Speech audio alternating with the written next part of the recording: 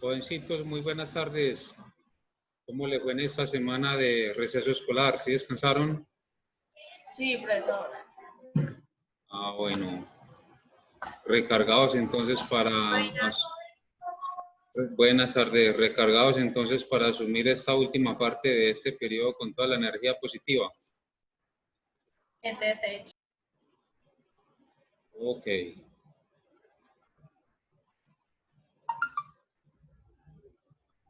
Esperemos entonces hasta la 1:55 y iniciamos con la clase.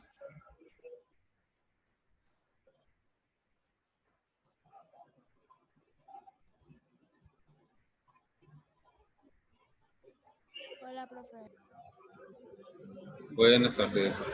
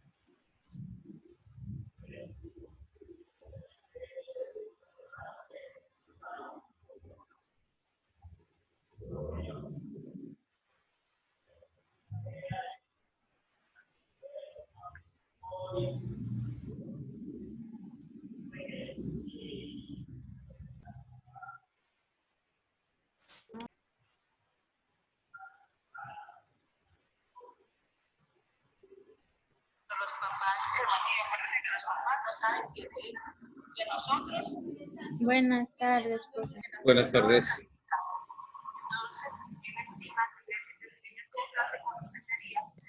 ETSH.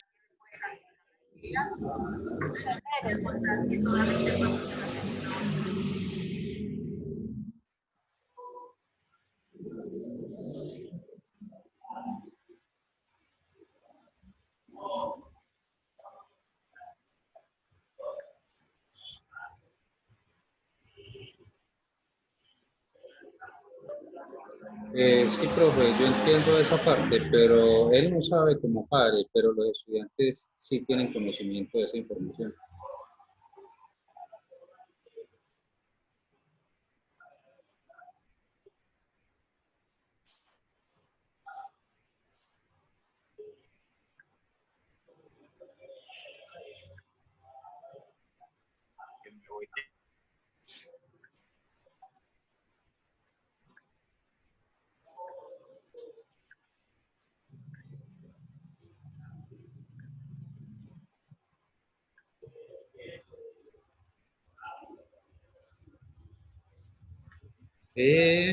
Miremos a ver.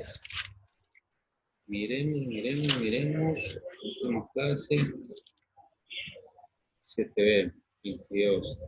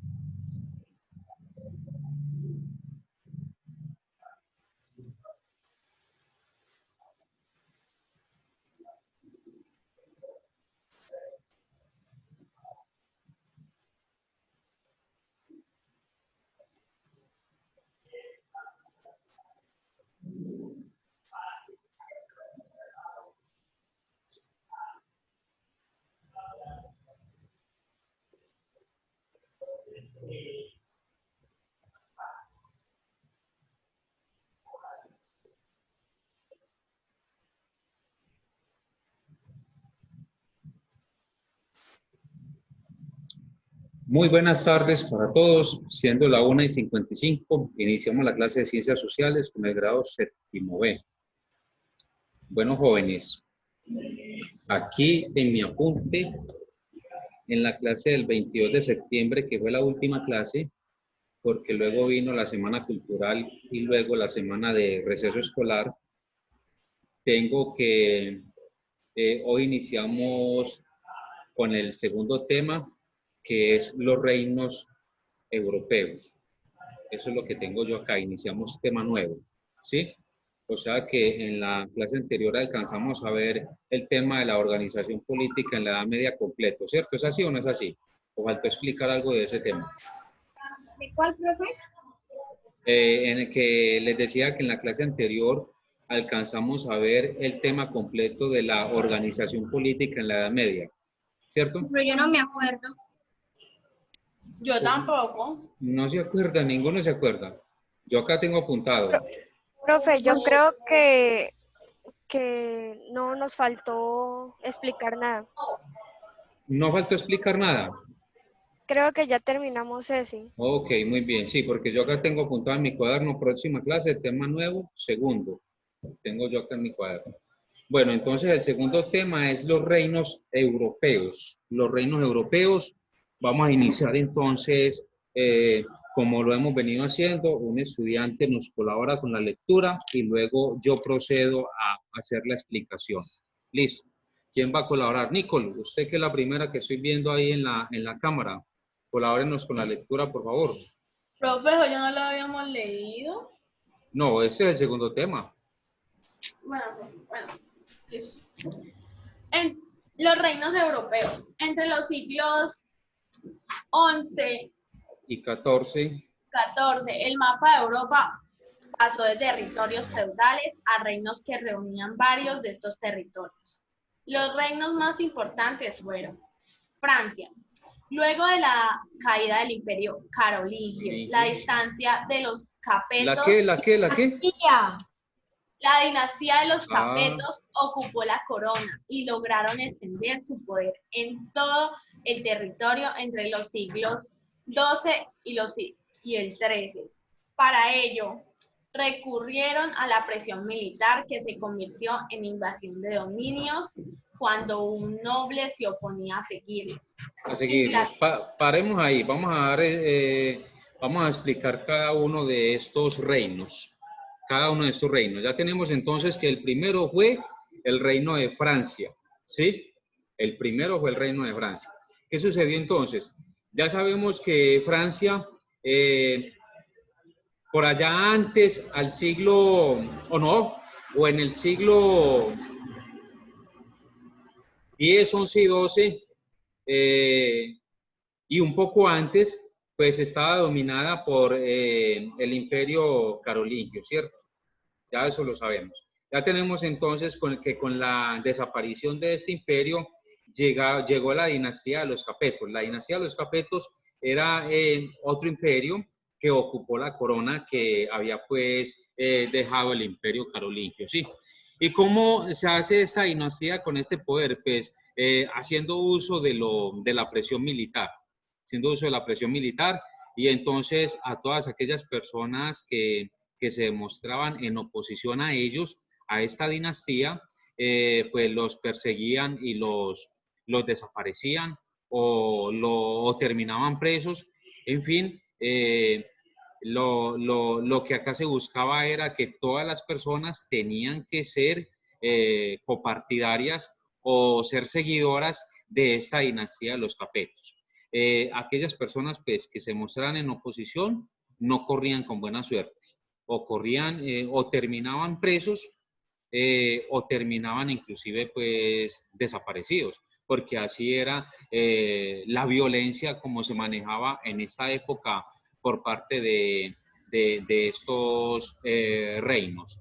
O sea, el reino se le ve como aquella figura más importante de la sociedad, pero resulta que ese reino, ese rey, también para poderse sostener ahí, en ocasiones tiene que desarrollar cosas. Soy la única Tiene que desarrollar. ¿Perdón? ¿Perdón? ¿Sí me escuchan? Profe, no se le entiende, o sea, no se le entiende. ¿No se me entiende? Grabado, ¿Cómo profe. así? Ah, pero... No se le ah, entiende. Le escucha No se le medio entiende. no, trabado. nos quedamos sin internet, muchachos. Eso es lo que está sucediendo. Nos quedamos sin internet por cable y Se ese quedaron sin internet... internet. No, pues se ese- quedó trabado, trabado. ahí ya cambió. Ahí ya dejó el internet por Wi-Fi y pasó al internet por cable. ¿Cómo se me escucha ahí? Normal, profe. Bien, ¿Mejor? profe. ¿Se me escucha mejor? Sí, ok. Ok, muchachos, es que si está presentando fallas, de un momento a otro se cambia el internet por cable, que es el que normalmente hemos venido utilizando, se cambia al internet Wi-Fi. Entonces, cuando se pasa al Wi-Fi es donde se empiezan a presentar fallas. Listo. Entonces, le estaba explicando yo, pues, que los reinos, que son vistos, pues, como esa persona más importante en la sociedad, sucede que para ellos sostenerse o mantenerse en ese cargo, porque es un cargo muy disputado, tienen que también ejecutar de pronto algunas acciones no muy bien vistas ante la sociedad. Y estas son precisamente o van direccionadas a que todas las personas tienen que ser seguidores del reino. Y aquellas que no lo son, pues fácilmente terminan presos o terminan siendo desaparecidos o asesinados. Esa es la realidad, lo que se vivía en esa época en toda Europa, en todos aquellos países donde se gobernaba bajo el dominio o bajo la supremacía del rey, ¿sí? Ya pasemos entonces a la parte del Reino de Inglaterra, en la lectura.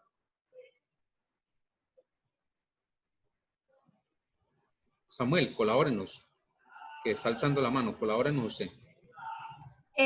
Inglaterra. En el año 1066, Guillermo de Normandía conquistó Inglaterra y despojó a la nobleza sajona de sus tierras, las cuales repartió entre los guerreros normandos que eran sus vasallos. En cada condado el rey nombró agentes locales llamados sheriffs, que ayudaban a salvaguardar su poder.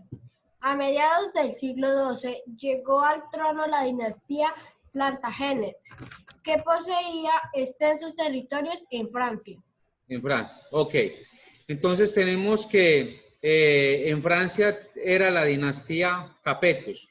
Acá en Inglaterra era la dinastía Plantagenet, ¿sí? Tenemos entonces, muchachos, que cómo llega este señor Guillermo de Normandía a conquistar Inglaterra.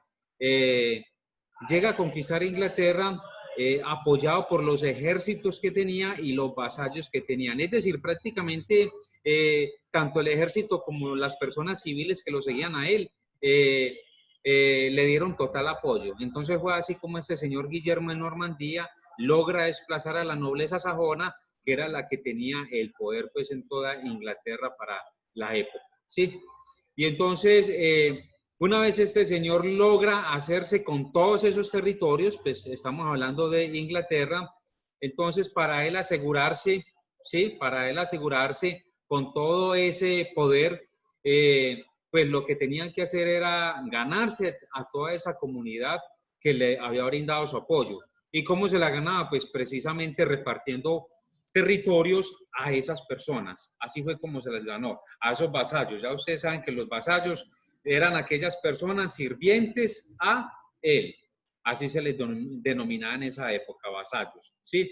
Y entonces empieza que en cada condado empieza a nombrar un cherry.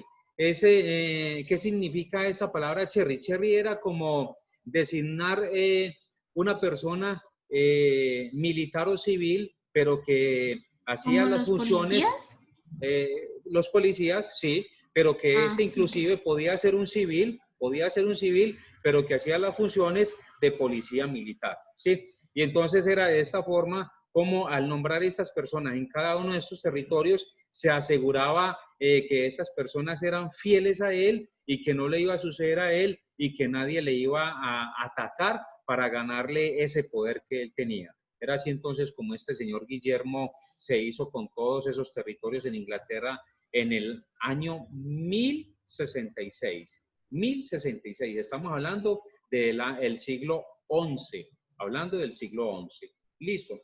Pasemos entonces al otro imperio que fue el Sacro Imperio, al otro reinado. ¿Quién la da lectura de esa parte? Profe, ¿puedo leer? Sí, Laura, colabórenos. Profe, yo quiero. Bueno, esa parte del imperio carolingio constaba de infinidad de territorios y principados que mantenían constantes luchas entre sí. Durante los siglos XIII y XIV el poder del emperador se debilitó por las luchas contra el papado y por las guerras internas. Las guerras internas, muy bien. Entonces, como ya lo vimos en la clase anterior, ¿qué vimos en la clase anterior? ¿Sí? En la organización del poder político en Europa. ¿Qué vimos? Que ese poder político se lo disputaban los reyes con la religión, o sea, la religión católica, ¿sí? Los papados, se lo disputaban a toda costa.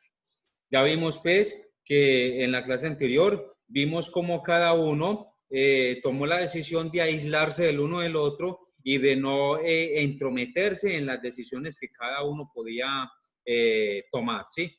Vimos, pues, entonces cómo se dieron ese grado de respeto a la vez, pero que se respetaban, pero aún seguían en la disputa por quién tenía más poder, ¿sí? Por quién tenía más poder. Acá lo seguimos viendo.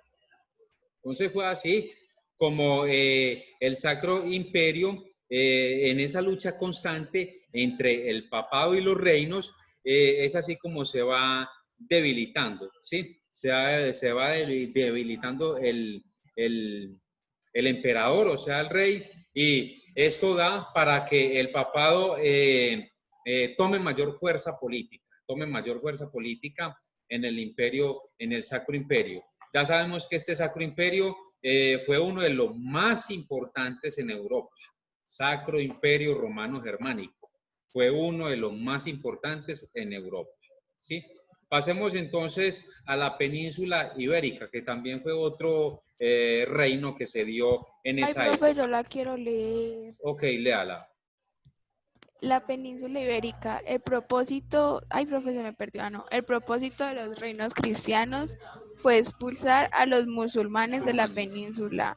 Poco a poco lograron ganar territorios a los musulmanes entre los siglos XI y XIII. Los reinos se unieron y conformaron las coronas de Aragón y Castilla. Además, se constituyeron los reinos de Portugal y de Navarra. Ok. Entonces, se unieron los reinos y conformaron las coronas de Aragón y Castilla. Estas son dos ciudades muy importantes en España, ¿sí? Dos ciudades muy importantes en España.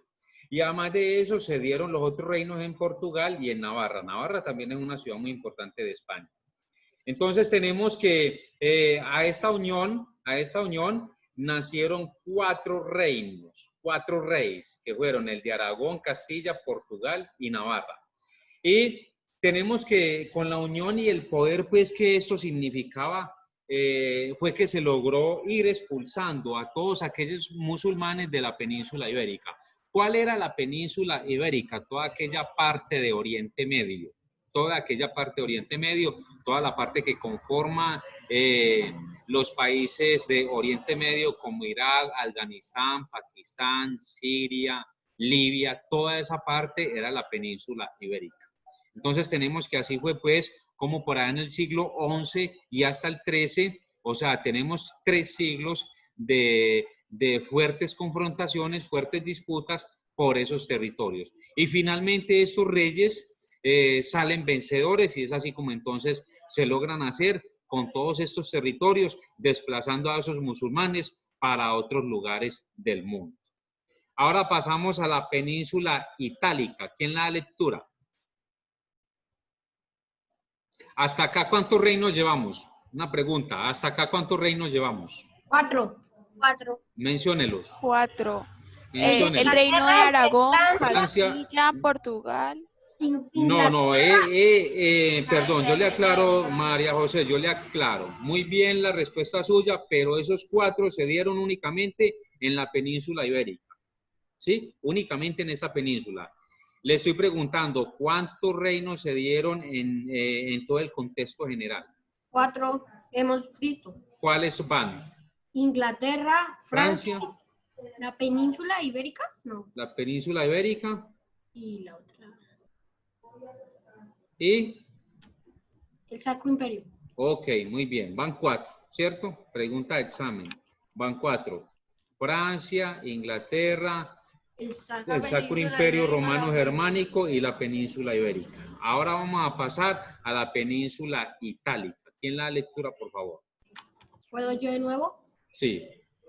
Bueno, estaba dividida, la península itálica estaba dividida en 3 zonas. El norte, que pertenecía al Sacro Imperio, los estados de la Iglesia en el centro, y el reino de Cilicia en el sur. Sicilia. Sicilia en el sur, del cual se separó el reino de Nápoles al final del siglo XIII. Ok, muy bien. Entonces la península ibérica está compuesta por 3 zonas. 3 zonas. Acá las vemos. El Sacro Imperio, ¿sí? Los estados de la Iglesia y el reino de Sicilia. Pregunta de examen. ¿Por cuántas zonas estaba compuesta la península itálica? Pregunta de examen. ¿Listo? Entonces, ¿ustedes qué me van a responder? Por 3. En el norte, el Sacro Imperio. En el norte, en el sur, que era la de Sicilia, y en el centro, que era la de la Iglesia. Ok, muy bien. Pasemos a el área del Báltico, que también fue otro reino que se creó. ¿Ya con este van cuántos?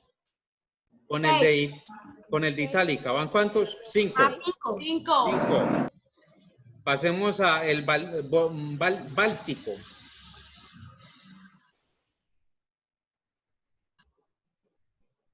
Profe, ¿puede subir un poquito para ver cuál era el cuarto reino? El cuarto, ya se le olvidó. El cuarto. Ibérica. Era la península Exacto. ibérica. La península ibérica. ¿Sí? Bueno, pasemos Está al Báltico. Francia, Inglaterra. Francia, Inglaterra, el Sacro Imperio Romano, la península ibérica y la península itálica. Van 5. Francia, Inglaterra, el Sacro Imperio Romano, la península ibérica y la península itálica. ¿Sí? Profe, nosotros cuando empezamos las preguntas ¿tras Andrés? No, en este periodo no les voy a colocar preguntas. Ya esa nota la saqué con la actividad de la Semana Cultural. ¿Sí? Esa nota ya la saqué. Vamos entonces para el área del Báltico. ¿Quién le da lectura? Yo. Isabela. El área del Báltico se crearon los reinos de Dinamarca, Suiza y Noruega. Suecia. Suecia. Ok, muy bien. Entonces, mírese. Así como sucedió, ¿sí? Así como sucedió en la península itálica, que se crearon 3, ¿sí? Así mismo sucedió en el Báltico. El Báltico era toda esta parte de la parte baja de Europa, donde están los países de Holanda, Suecia, Dinamarca, Noruega, Suiza, Bélgica, donde es toda esta parte baja de Europa, ¿sí? Y entonces tenemos que en 3 países se crearon también reinos. Esto únicamente en la zona báltica. Téngase muy presente eso. No se puede confundir, ¿sí? No se puede confundir. Ahora vamos para el este de Europa. ¿Quién la da lectura? El este de Europa. Se formó el reino, ¿Sí? el este de Europa, se formó el reino de Polonia y entre los muchos principados se destacó el de Moscú, del cual surgió más adelante el reino de Rusia. El reino de Rusia. Entonces, el este de Europa es esta parte donde está ubicada Polonia, parte de Alemania, parte de Rusia, también parte de Croacia, también hace parte del este de Europa, y todos esos países, pues, que hacen parte de esa zona fronteriza con la parte del Mediterráneo. Ese es el este de Europa. Entonces tenemos que los 2 principales que se dieron allá fue el de Moscú, ¿sí? que luego surgió más adelante el reino de Rusia, ¿sí? Y tenemos que en esa parte, en el este de Europa, el principal reino que se dio fue el de Polonia.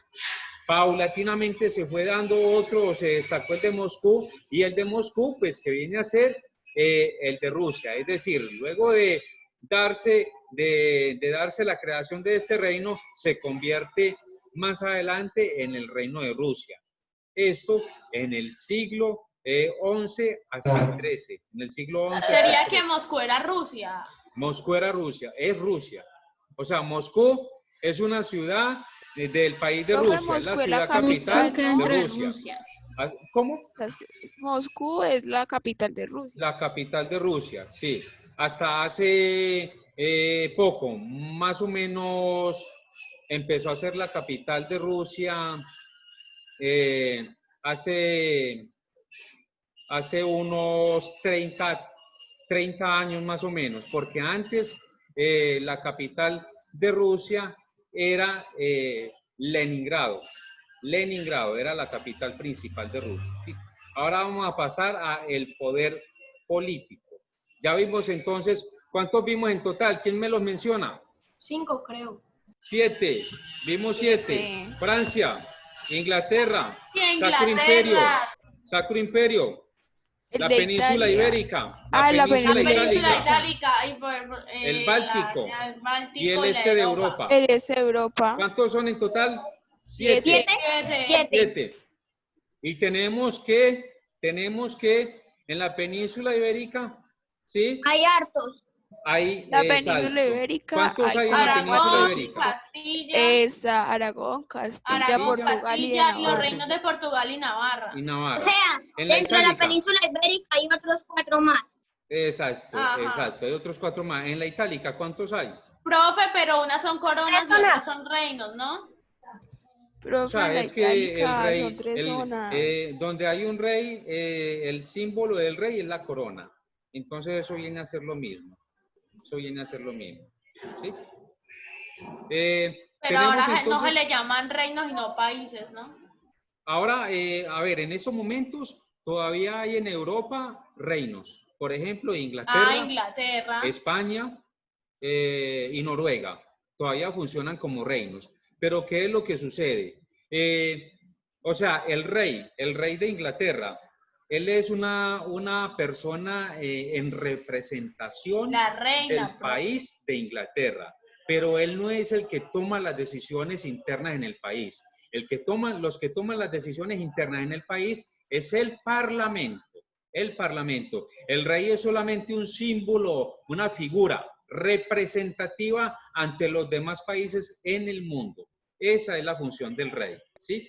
Es como ¿Entendido? Colombia, o sea, si quieren sacar una ley, la tienen que hacer con el Congreso, ¿no? Perdón, Nicolás, ¿cómo? No le entendí muy bien. No, o sea, que es como Colombia, si quieren sacar, supongamos, una ley, la tienen que sacar todo el Congreso. Todo el Congreso. Porque el presidente no puede decir esto y se El hace eso presidente como no él diga. puede. No, Exacto, el no presidente puede. solamente Exacto. como que manda y ya. En Colombia sí manda el presidente, pero las leyes son aprobadas en el Congreso. ¿Qué es lo que sucede entonces en Europa? En estos 3 países que es donde todavía se ven los reinos, Inglaterra, España y Noruega. Se ve que estas personas son una figura representativa. O sea, y eso es tan importante para ellos que siempre lo han conservado y lo conservarán. Ellos se sienten orgullosos de tener un rey. ¿Sí? Ellos se sienten orgullosos de tener esa persona que lo represente como reino. Ya pasemos entonces a el poder político que se presentaba en esa época por parte de estas personas y pues que en algunos casos era bueno ese poder político y en otros casos no era tan bueno. ¿Quién la lectura de esta parte?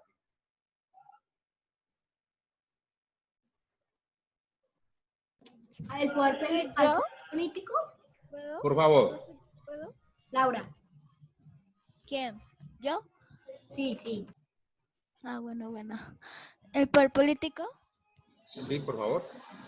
Como se ha visto, durante la Edad Media, el poder político estaba repartido entre muchos grupos y personas. El rey, los señores feudales y el clero, por ejemplo. A ellos se sumaban los grupos de poder de las ciudades como los gremios de artesanos. Las personas y las instituciones con mayor poder durante este periodo fueron el rey, que dominaba el realengo o territorio de la corona. Para conservar su poder contaba con un cuerpo de funcionarios que administraban su territorio. Siempre buscó fortalecer y ampliar su influencia a costa de los señores feudales. Ahí, pare ahí. Entonces, ¿qué tenemos, muchachos? En la Edad Media ya ustedes saben pues cómo era que funcionaba la administración de las ciudades en la Edad Media. Esta funcionaba por parte de los señores feudales, ¿sí? Que le tenían que rendir cuentas al rey. El rey les asignaba un territorio a cada señor feudal. Este señor feudal tenía en ese territorio, en esas tierras, vasallos, que eran los que le servían a él en todas aquellas labores pesadas en esa tierra. Es decir, para los cultivos, el mantenimiento de los animales, el mantenimiento pues de esa tierra como tal, para que no se abandonara. Porque si usted tiene una finca y no la limpia, pues al año cuando vuelva a la finca la va a encontrar en solo monte. Eso era lo que sucedía.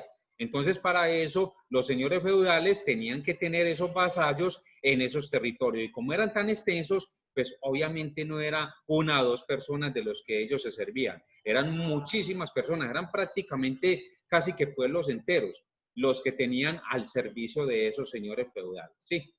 Tenemos entonces que a esos señores, al rey y a los señores feudales y al clero, que eran tres formas pues de gobierno en la Edad Media. La principal era por medio de los reyes, el rey. La segunda era por medio de los señores feudales que le daban cuentas al rey, ¿sí? Y la tercera era por medio del clero. Como ya ustedes saben, la religión católica en esa época, en la Edad Media, tenía inclusive más poder y era más importante que la misma política. Entonces era así como funcionaba pues la administración de las ciudades en Europa. Y tenemos que a esa administración se le suman el poder de la ciudad, se le suman los grupos de poder de las ciudades. ¿Qué quiere decir esto? Aquellas personas que ya lo vimos en las clases anteriores, la migración de estas personas del campo a las ciudades que llegaban a esos ayuntamientos se conformaban como gremios artesanos o también se conformaban pues como ayuntamientos, y entonces era de esta forma como también ellos empezaron a ganar representación y ganar importancia para poderse insertar en estas tres clases sociales. ¿Cuáles tres clases sociales? El rey, los señores feudales y el clero. Fue así entonces como ellos ganaron fueron recuperando o fueron ganando esa importancia. ¿Sí? Entonces, ¿qué pasa? Que el rey dominaba todos esos territorios por medio del realengo. El realengo es precisamente ese sistema de coronas del rey que existía en Europa. Entonces era así como se dominaban todos esos territorios, por medio de esos reyes que existían en cada uno de esos territorios, ¿sí? Y que para conservar pues ese dominio, para no perderlo, porque como ya les dije, eran cargos muy importantes, y como habían personas tan importantes, pues obviamente siempre iban a querer ser el rey. Entonces, entre ellas mismas habían disputas por querer ser el rey, ¿sí? Entonces, precisamente para sostenerse en esos territorios, ¿sí? Es que se contaba pues con el servicio de los funcionarios que administraban esos territorios. Como ya les dije, ¿cuáles eran esos funcionarios que administraban esos territorios? Los señores feudales. Es decir, la mejor forma de un rey sostenerse como rey era teniendo contentos a los señores feudales, que eran los segundos en importancia. Si el rey no tenía contentos a estos señores feudales, el cargo que él desempeñaba podía estar en peligro o podía correr peligro. ¿Por qué? Pues porque no tenía a los señores feudales contentos. Entonces ese era un riesgo, un peligro que se podía correr, y entonces para evitarlo, pues obviamente tenía que tener a todos estos feudales contentos. ¿Y cómo los tenía contentos? pues asignándoles más territorios.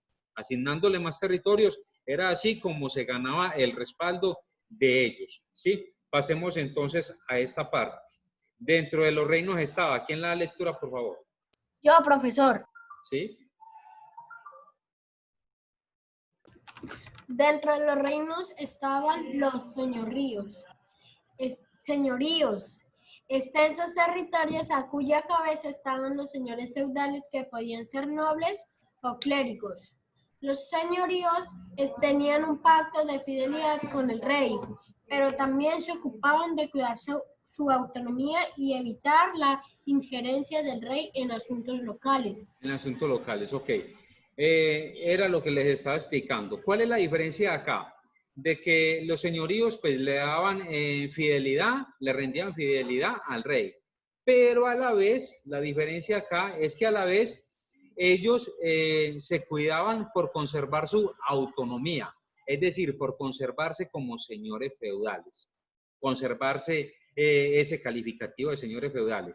Porque en el momento que el rey le quitara ese calificativo a un señor feudal, pues ya éste iba a perder ese poder con todos esos territorios. Entonces, eso era precisamente lo que ellos evitaban. O sea, es decir, le rendían fidelidad, pero a la vez le exigían respeto. ¿Respeto por qué? Por esos territorios que eran administrados por los señores feudales, por los señoríos.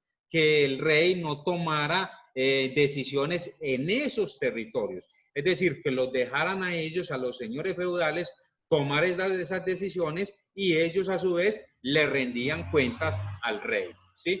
Esa es la principal diferencia acá en esta parte. Sigamos con la lectura, por favor.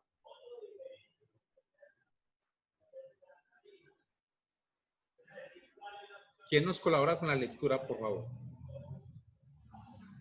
¿Ninguno? Profe, si quiere de nuevo yo. Ok. ¿Dónde? En las ciudades.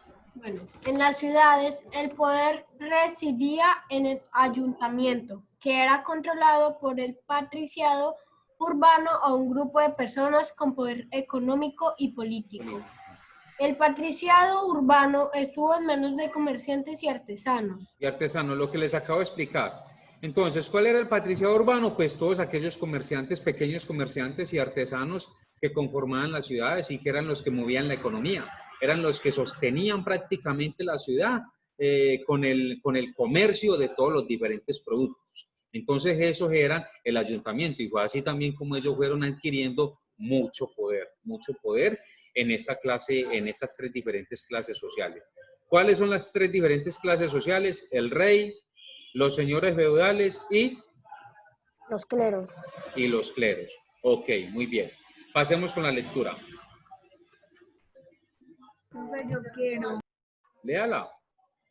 En algunas ocasiones se unieron con el rey con el propósito de restablecer poder a determinados señoríos. A cambio de estas alianzas, las coronas otorgaban mayor autonomía de las ciudades. A las ciudades. Entonces, ¿qué es lo que pasaba acá? Mírese la connotación. ¿Qué pasaba? Que estos ayuntamientos le rendían también fidelidad al rey. ¿Y cuál era el propósito de rendirle esos ayuntamientos fidelidad al rey? Para desconocer a los señores feudales. Como que los señores feudales eran los que tenían el dominio y el control con estos ayuntamientos. Era precisamente para eso. ¿Y qué lograban ellos con el desconocimiento de estos señores feudales y darle esa importancia al rey o unirse al rey? Lograban que así ellos podían tener mayor prestigio, ¿sí? Y mayor autonomía en sus ciudades. Es decir, paulatinamente ir ganando mayor poder en el campo político y en el campo político y económico de las ciudades. ¿Quiénes? Los ayuntamientos, ¿sí? Pasemos a esta parte, los primeros parlamentos. Yo, profe, yo lo quiero leer. ¿Quién nos colabora? No, profe. Creo que ya se va a acabar la clase. Sí, Bien rápido, Manuel. Juan Palacio. Los primeros parlamentos. Durante el siglo XIV se crearon los primeros parlamentos. 13. que estaban integradas por los nobles, clérigos y patricios urbanos. Los parlamentos